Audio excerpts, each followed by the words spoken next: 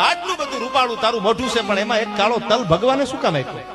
શું કામ આટલી ખોટ રહેવા દીધી?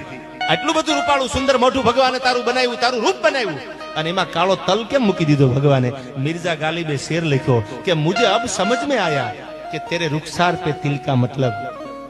મને સમજાઈ ગયો. શું સમજાઈ ગયું? मुझे अब समझ में आया तेरे रुखसार पे तिल का मतलब। अरे दौलते हुस्न पे तो दरवान बिठा के रखा है, क्या कोई नजर न लागी जाए यार।